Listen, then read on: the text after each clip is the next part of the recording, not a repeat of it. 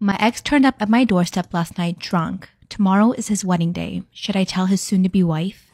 I was with my ex for 2 years. It was not the best relationship and we broke up because I moved for university and just didn't want to be with him anymore. It has been almost 5 years since we broke up and I'm engaged to be married with my fiance who is absolutely my soulmate. Yesterday evening at around 10 o'clock, he rang our doorbell drunk. His bachelor party was in the city I live in and he came to see me. When my fiance opened the door, my ex just started sobbing, saying that he couldn't believe that my fiance was real or some BS like that. We took him into the apartment because he didn't look dangerous and he just vocally vomited before he actually vomited in our bathroom. What I could gather is that he was still very hurt because of our breakup. He thinks that we could have made it work. And he regrets treating me badly. He then threw up again and called an Uber to his hotel. It was very surreal. He was fine. We fed him to sober up and told him to let us know when he was in his hotel to make sure he didn't die or something. I was left with a weird feeling, almost dirty. I'm thinking of contacting his soon-to-be wife. Or should I call him to encourage him to tell that to his fiancé? Or should I not do anything and just let this be an antidote for my future? She has an update. Oh my god, she says. Long story short, he bailed. He decided he did not want to commit to his fiancé and he bailed. A couple of days later, he called to break the engagement off. After his sister and I talked, my ex's fiancé reached out and was kind of mad. The best man had told her he went to see me. At first, she was convinced that we slept together, so that took a bit of talking. I felt sorry. She was very distraught. She apologized. I apologized and told her I wished her the best. On Saturday, I received a call from the sister. Apparently, the ex reappeared. He went all the way to France. His sister called me to apologize because my ex had stolen one of my lipsticks. I honestly had not noticed, but my ex admitted to her. She sent me the money to buy myself a new one. I said I was not mad and asked her how she was and how her ex-fiancé was. Everyone is mad at him. I don't know many more details and was kinda not willing to ask. But yeah, that's it. Am I the asshole for bringing a raccoon to my sister's wedding? So this happened last weekend and I'm still getting angry texts from my family. So let me explain. I have a pet raccoon named Pebble. He is very friendly and well trained and I love him like a son. He goes everywhere with me and he has his own harness and leash. He is also vaccinated and has all the necessary papers. I was invited to my sister's wedding, which was held at a fancy hotel. I asked her if I could bring Pebble. She said no.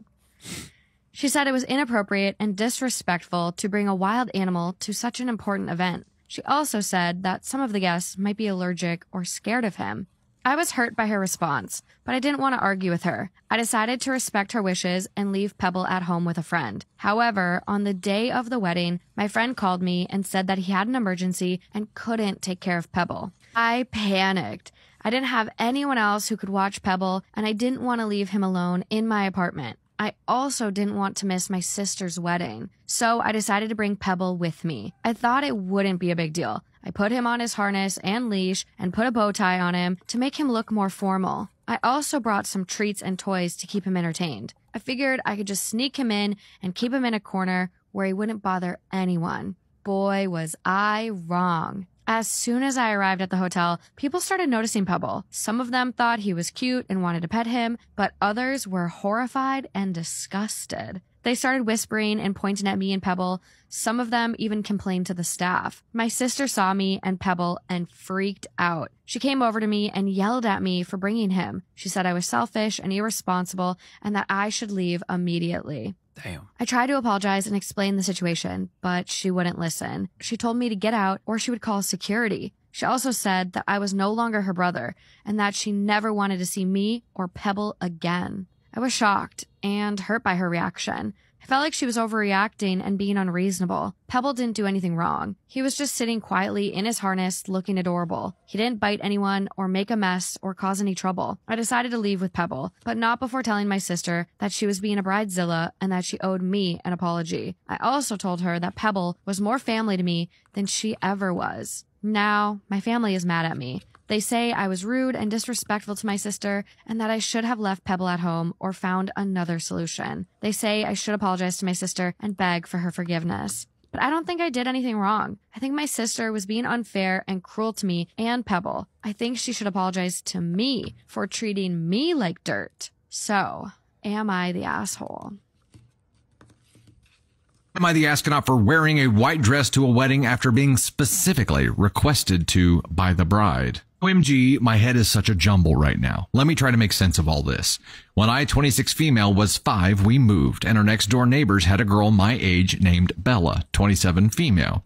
We immediately connected and grew up thick as thieves. Our families were also close. I moved a couple of hours away for college while Bella stayed home. She would come visit me frequently, stay with me, and we had great times. I met Barrett, 26 male now, in an econ class sophomore year and realized we had a lot of friends in common. He was a smart, attractive guy, so we ended up hooking up a few times after study sessions. It was fun, but there wasn't really long-term chemistry, so we remained friends. We never even talked about dating. We weren't close after that, but we were on group text threads together and saw each other frequently at parties. I introduced Bella to Barrett at a party senior year, and it was love at first sight for her. She interrogated me about him, and I informed her of our history. She seemed pretty upset about the fact that we had hooked up, but I assured her that there was absolutely nothing romantic there and that she had my blessing to pursue him. She did, and after a few months, they started officially dating. She was over the moon. I was happy that she was happy. I graduated and accepted a job 6 hours away from home. Shortly afterwards, Bella and Barrett ended up moving in together in my hometown. I visited them frequently at first, but life got busy, so we ended up seeing each other annually at holidays. Last Christmas, my family hosted a Christmas Eve party with our two families at which Barrett proposed to Bella. It was a heartfelt proposal, and everybody was thrilled for them. Bella wanted to talk about nothing but wedding planning that holiday, and we had tons of fun brainstorming ideas together. There were no signs of what was to come, but good foreshadowing. Over the next few months, I expected to be formally asked to be Bella's maid of honor. She had mentioned this over the holidays, but the ask never came. She started screening my calls. Finally, I received a save the date in the mail and still hadn't heard from her about whether I was in the wedding, so I got her on the phone and asked her. She told me that she had thought it through and didn't think that I should be in the wedding at all because I lived so far away. She thought it would make coordinating bridal events too difficult. She was making her cousin, who she doesn't even like, her maid of honor. I was pretty hurt by this. I was her closest and oldest friend. I introduced her to her fiancé and was friends with him too. I told her that I could get the time off work, would buy plane tickets, whatever was required of me to participate, that I didn't think it was going to be as challenging as she thought. She shrugged this off. Instead, she directed the conversation to whether I was going to be bringing someone to the wedding. I was a little confused by this question because I had just had a bad breakup and she knew all about that and what had went down. I told her that since I wasn't seeing anybody currently, I'd probably be attending solo. She told me that she would keep my +1 open until the last possible minute and encouraged me to try to find a date so I wouldn't be lonely. I thought this was a nice gesture, but it reassured her that with my family present and tons of mutual friends from our college and hometown that I would be fine. The next few months passed without much incident. I didn't hear a ton from Bella. I probably could have reached out more, but I was still stinging a bit from not being asked to be in her wedding. I also saw on social media that she had an engagement party that she had not told me about or invited me to. That also hurt, but I didn't say anything. I figured we were just growing apart. It happens. Then 6 weeks prior to the wedding, I got a call from Bella. She told me that one of her bridesmaids had dropped out and that she was hoping I could fill in. I wouldn't be going to any of the events as those were already booked, but I would be in the wedding party. I was thrilled and relieved and accepted immediately. She told me that she was doing a reverse color palette for the bridal party where all of the bridesmaids and groomsmen were wearing white and that she and the groom were wearing black. That didn't seem strange. Bella has always liked to stand out and has unconventional taste. She apologized for the late notice and asked if I could find a white dress in time. I had a white slip dress already that would work and sent her a picture of it on the call to see if it would work. She verbally approved it and tagged it with a thumbs up on the text chain. This will be important later. The wedding was at noon, so we were supposed to meet to do hair and makeup at the venue at 8 a.m. I left my parents' home early and arrived in sweats with my dress in a bag and greeted Bella and the other girls. We had fun drinking champagne and getting ready. About 2 hours prior to the ceremony, Bella told everybody to get our dresses on so we could do some pictures. I grabbed my bag and went to the bathroom to change and tweak my makeup. When I re-entered the room, every last bridesmaid was in a blue dress. I was the only one in white. My mind raced back to the conversation I had with Bella. She had said white, right? I hadn't misheard. No, I was certain. She had called out the reverse color scheme. I had Googled it. No, this was a setup. Bella was in the middle of the room in a bathrobe with a resigned look on her face. She said to her cousin, "I told you she was going to do something like this." Her cousin approached me and asked what I was wearing. I mumbled that Bella had told me to wear white.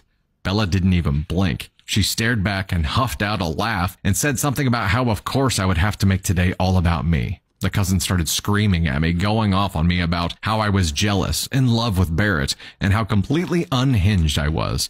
Honestly, I froze in that moment. I was so spun around by how fast everything went from great to shit, I couldn't even find the words to defend myself. Eventually, I stammered out that I had another dress at my parents' house and could go home and change. Bella said something like, "I think we both know that this is the end of our friendship. I've given you too many chances. It's time for you to go." I started to cry. I didn't really know what was happening or what she was talking about, but I knew that whatever was going down was really bad. Finally, my legs started to work again and I fled. I left all of my things at the venue and just ran to my car and went home, sobbing in the white dress. About half an hour later, my phone blew up. Texts from nearly everyone in my life telling me that I was bitter, that I was a whore, that I needed to grow up and get over my jealousy, asking how I could do that to Bella. Even my mother sent me a text telling me how disappointed she was in me and that we'd talk when they got home. I did what any rational person would do in that situation. I broke into my parents' liquor cabinet and got drunk. As a result, the conversation when my parents finally arrived home was somewhat confused. My dad wouldn't even look at me, and my mom and I kept talking past each other. She outright didn't believe that I had been told to wear white, and I didn't understand why. Then finally she said something like, "Because of everything else that happened." And I was like, "What are you talking about? What does that mean?" And she said, "You know, your ultimatums to Bella." The next few hours revealed the truth. Over the last several months, Bella has been building a fiction with nearly everyone in my life that I am mentally unstable and madly in love with Barrett. She has concocted a web of outlandish tales and systematically poisoned my family and friends against me. My boyfriend apparently dumped me because of my feelings for Barrett. Lie, he cheated and I dumped him. I told Bella that she needs to choose between me and Barrett. Never happened. I told Bella that I couldn't be in the wedding party because I couldn't support her marriage given that Barrett was meant for me. Lie. I had a major meltdown before the engagement party and that's why I wasn't there. On, lies on top of lies.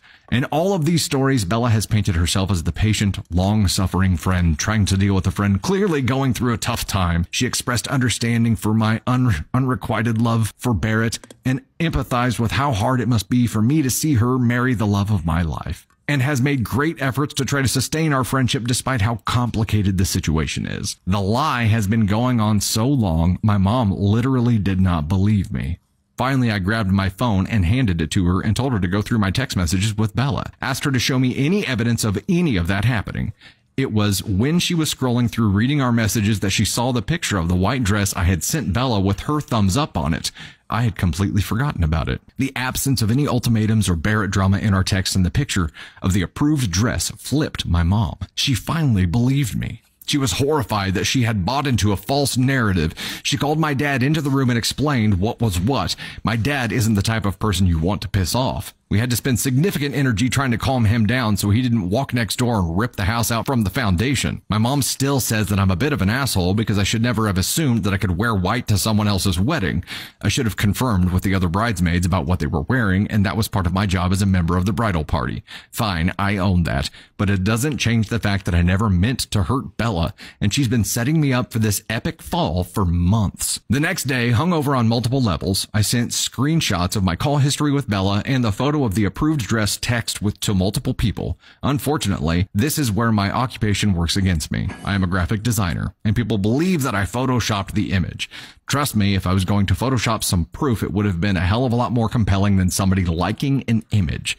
So pretty much nobody believes me except my mom, dad, and one of the other bridesmaids. One of Bella's friends from college I don't know well. She was there during the dress incident, and she found me on social media and DM'd me that she could tell from the stunned look on my face that I was telling the truth. She said that Bella had a pretty bad case of COVID at the beginning of the year, and ever since then had changed as a person, becoming cruel and self-absorbed. She said the wedding events had been horrific and Bella was a monster and she was planning on going no contact now that it was done. So that's 3 people out of hundreds that don't think I'm an asshole. Everybody else does. My reputation destroyed. My life in tatters. I don't think I'm the asshole, but I submit myself to Reddit's judgment. So relevant comments and original OP's answers to some questions. Did Barrett maybe say something about him having feelings for you that you did not reciprocate? This is possible, I guess, but I'm not aware of any incidents. I think perhaps this has more to do with Bella's cousin putting poison in her ear about me than Barrett actually having feelings for me, but that's just a gut instinct. I don't actually know. Bella's cousin. Where was Barrett in all of this? You said he was your friend, so it seems odd that he would watch his bride attempt to ruin your life for the fun of it. The first time I saw him after last Christmas was at the rehearsal the night before the wedding. I gave him a hug and congratulated him and expressed how excited he must be, and we talked about my drive up and how some of our mutual friends' flights had been canceled. It was entirely benign. Bella was talking to somebody else and I greeted her a bit later. I never saw him the day of the wedding because I didn't make it that far. I have no idea what he makes of all this, but I do have to imagine that he's been poisoned to believe I'm some deranged stalker as well. I haven't reached out to him because I'm worried doing so would add fuel to Bella's narrative. If your parents were at the engagement party, why didn't you tell them you weren't invited? My parents were not at the engagement party. My understanding was that it was more of a friend's engagement party than a familial one, but they did know that it happened, and I do think they expected me to come home for it. There was a lot of miscommunication between my mom and I.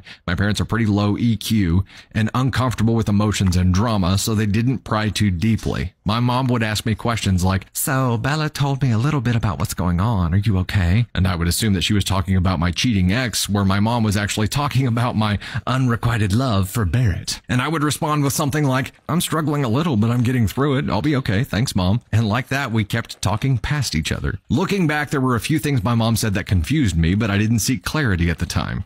In response to some more questions on that thread, "So if they expected you to come home for it, why did they never ask you about your plans to attend and when you would be home?" I wish I could answer your question, but I genuinely do not know the timelines from my end. I don't know what my parents knew when the party invites went out, when my parents were told by Bella that I couldn't handle going. All of this happened without me knowing it, so I just don't know. Trust me, the fact that my parents thought all of this stuff was going on with me and didn't properly talk to me about it has been difficult to swallow. Okay, time for the update. You ready? Okay, here's the update. January 16th, 2024, almost 2 months later. I've gone back and forth about updating my post. If you read my update, hopefully you'll understand why. For safety reasons, this will likely be my one and only update. Before I get started, I want to address a question a lot of commenters had about my parents. A lot of people were questioning why my mom would hear all of that stuff about me and not check in on me or comfort me. It's because I'm an apostate, renounced my family's religion. Last year, I left the religion my parents raised me in, which Bella is still involved in, so she has superior credibility. My politics differ also. From where mom and dad sat, I was a sinner, capable of any act of evil because I turned my back on biblical principles. Assume that the broader religious community in this town believes the same of me. Despite this, I tried to have a relationship with my parents. I am an only child. They are my only family, but there was strain and distance there. For example, I did not tell my parents a lot about my breakup because the circumstances of that would reinforce some of my parents' worst beliefs about me. It's also the reason I haven't been home in the last year. It's also one of the reasons I assumed things were strained between Bella and I in the last year. I didn't bring it up because everybody wanted to point out my post was already too damn long. And this one will be too. Sorry. I would have guessed that the events of the wedding would strain my relationship with my parents further, but unexpectedly it had brought us closer. I think many of my parents' strong opinions of me were more about how they felt my leaving the church would ultimately reflect on them and the community. But now that the community has rallied against me and the worst has happened, they've circled the herd. They've waged holy war in their church on my behalf in the last couple of months. It's weirdly cemented that my parents actually do care about me despite our differences as people. So in that regard, this awful event has been a blessing. A lot of the awkwardness between us from the last year has faded, and it really feels like they've chosen a side, and that side is mine. We had a great holiday together. So in that way, I'm glad this happened. On to the update. In the immediate aftermath of the wedding and post, I did as people suggested and sent out a screen recording of my text messages with Bella, all of them going back months, to counter her narrative that I was unstable and explaining my side of the story. There were 3 camps that emerged as a result. First were my high school friends. Most of them are religious and had been extensively brainwashed by Bella. None took my side except for the one bridesmaid who had already contacted me. Next were the college friends closer to me. None of them had heard Bella's whisper campaign and accepted the evidence immediately. Several of them told me that they had never really liked Bella and that she had shit-talked me behind my back. This was news to me, but also a relief because these are the relationships I most don't want to lose, and it looks like I won't. The college friends who were closer to Barrett just didn't really care. A lot of these guys are classic dude bros that are drama adverse, so I'm not shocked they aren't relishing the chance to wade through and litigate the evidence. No hostility coming from these people anymore, but no support either. I can live with that. Bella's nuclear and extended family I have given up on. When I was back for Christmas, I tried to go over to speak to Bella's parents, who were like parents to me also, and they refused to even open the door. I left a letter in their mailbox. It went unacknowledged. In general, things settled down into a new normal, and I just focused on my life and my work and trying to move forward. I went home for the holidays and just hung out with my parents. Life was okay. Then, January 1st, I signed into an older email account that I haven't used in a while to reset a password. In the spirit of New Year digital housekeeping, I started going through old messages, intending to close this account for good, when I saw an email from my ex with the subject line, "I win." I cannot describe the gut punch that I felt when I saw that mail. I freeze up now just writing about it. My ex, let's call him Matthew, was the perfect boyfriend until he wasn't. He became extremely controlling after our first year of dating. He wanted to control what I wore, what I ate, who I talked to, who I connected with, what I posted on social media, etc. He was very cunning and nuanced with the way he tore me down slowly over time. But then he slipped up. I found out he was cheating, and I woke up enough to get out of there. The breakup was a living nightmare. He refused to allow me to break up with him. We were living together. He installed tracking software on my phone and bugged my car. He had people at my job reporting to him on my movements. I couldn't get away from him. I couldn't hide. He kept showing up. He held my dog hostage. The police were useless because he was never physically violent and was careful not to write his threats down. I was in absolute hell for months, living under the terror that he would show up again. I had changed my job, my number, my address, my email account, my social media profiles were private. This was the one place I forgot to block him. The "I win" email was sent the day after the wedding. He had said that he became close with Bella after we broke up. He called himself the architect of my demise. He said he had fed Bella's paranoia about me and Barrett, and that together they had planned my punishment. He said losing everyone important in my life was what I deserved. And then he said, we should get back together, unless I wanted more unfortunate things like this to keep happening. Yes, he's a delusional prick. It took me a while to collect myself and get my shit together after reading that. I fell apart for a few days. My mom helped pull me back together and now knows the details about what happened with Matthew. She connected me with a family friend and attorney that is currently helping me file for a restraining order against Matthew. I tried during the stalking period but couldn't afford an attorney and was denied. I think with the email evidence and the attorney saying things the right way, it will be granted this time, but the hearing is not for another couple of weeks. It's on Zoom and Matthew will get a chance to be there. I am terrified to see him, even just on screen. If you read this, Matthew, please realize that I am not so terrified that I won't tase the out of you if you ever come near me again. Bravo. Once I had dealt with my own safety, I had the realization that I was in possession of absolute proof that the wedding incident was a setup. I considered blasting it out everywhere, but I still have so much shame about being in an abusive relationship I cannot bring myself to do it. So I decided to just forward it to Barrett with a small amount of explanation. Barrett did not respond to the email. I do not know what happened in Bella and Barrett's household after that, but what I do know is that 2 nights later, Bella drunk drove her car into my parents' house. While attempting to park in their driveway, she ran over their mailbox. When my parents answered the door, she started screaming about how I'm a home-wrecking slut. In her drunken ramblings, my parents were able to figure out that Barrett had left her. Her parents were called over from next door to collect their drunk daughter. My dad said they seemed extremely embarrassed. I know a lot of people here will probably be fist pumping the air that Bella met with some karma. I'm not one of them. Matthew is a monster, and I know firsthand how charming and convincing he is. Bella, much like I did, fell for his act. Her happiness has been destroyed by Matthew too, and I have a really hard time blaming her now that I know he was the one pulling the strings. But she also made her choices. I'm not dumb enough to reconcile it with her either. My number one priority is my safety, and anybody who has ties to Matthew is somebody I need to stay far away from. Bella will have to find her own path back to good. There is a role that opened on my team in another country. It's a manager position, which would be a promotion for me, and my boss thinks I should apply. While it would be harder having even more distance from my folks,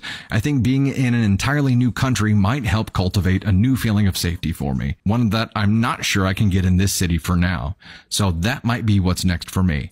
I don't really know how to end this properly. I'm just tired. My controlling ex-boyfriend Matthew was feeding Bella's paranoia about Barrett and I. He was involved with planning my punishment with Bella. He sent me an email to an old account bragging about his victory in destroying my relationships and asking to get back together.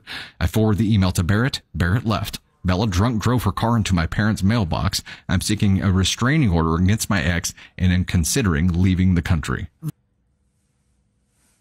How my Hispanic mother reacted to her 17-year-old daughter getting pregnant while I do my hair. So me and my man have actually decided to basically hide the pregnancy until I show, basically, right? I found out I was pregnant in mid-June. So July is coming up, and obviously I'm scared because I'm having to throw up almost everything. And my mom, since she was not really at home, since she was working most of the time, so she would never see me throw up. It has gotten into the last 2 weeks of July. My mom was just like, hey, I've noticed that you're getting a little bloated lately. In my head, I was just like, oh shit, she knows I'm fucked. And I was just like, no, mom was just like, and I kind of just changed the topic and she never really touched it again, right? At the beginning of the last week of July, like fast forward, right? This is where I fucked up, okay? I didn't even think about this. She basically told me like, hey, you have not gotten your period. And I was like, what do you mean, mom? Like, yes, I have. And she was like, no. And she was like, usually we get our period around the same time. Like, it's always been like that. And then she hit me with the, you better not be pregnant. Too late for that, mom. I really thought to myself, like, how am I supposed to fake a period when I already know that I'm pregnant? And she was just waiting for me to get my period, because if I don't, then she's going to start suspecting. And at this point, I just couldn't do anything about it, right? She asked me one day, okay, out of nowhere, have you been having relations with your man? My mom is not the type of person where she's Hispanic, right? So obviously Hispanic mothers are always talking to you like, pinche estúpido, cabrona, estúpido, pendejo. She never called me that, right? And I've always felt like I can trust her. She was like basically like my best friend and mom in one. And I kind of just gave up, and I told her, and I was like, hey, I did, yes. And then to this day, she thinks that we used protection and that it broke, and that's how I got pregnant. She was super supportive. She actually told me like, well, if you end up pregnant, like, I'll be there for you. I'll support you. I was playing dumb, okay? I already knew that I was pregnant, but in front of her, I was just like, no, I'm not. Like, I haven't gotten my period, but what if I'm like freaking out, even though I already know that I'm pregnant. So I'm putting up the act in front of her. She told me that if I don't get my period in the last week of July, then she's going to give me a pregnancy test. I already knew I was, but I was just putting the act in front of her. And obviously, I didn't get my period. And she got off work. She got the pregnancy test. She went into my room and said, hey, I have the pregnancy test. Come on. She deadass went inside the restroom with me. She saw me pee on the stick, and we waited there for the 3 minutes. Although, like, I already knew I was pregnant. She didn't know, and she was the first one to grab it. She saw the 2 lines, and she was just, I don't know, in her eyes, I could see the disappointment. You know, I am the oldest. So for her to just like, oh my God, like my daughter, my only daughter is pregnant. She did not kick me out. She didn't curse me out. After a week later, she started distancing herself from me. She would come home and only go to her room or just talk to my little brothers. When it came to me, she was just like, yeah, like, I'm not gonna talk to you. It was just mad at me, I guess. Or she gave me basically like the silent treatment, or if I would talk to her, she would be dry.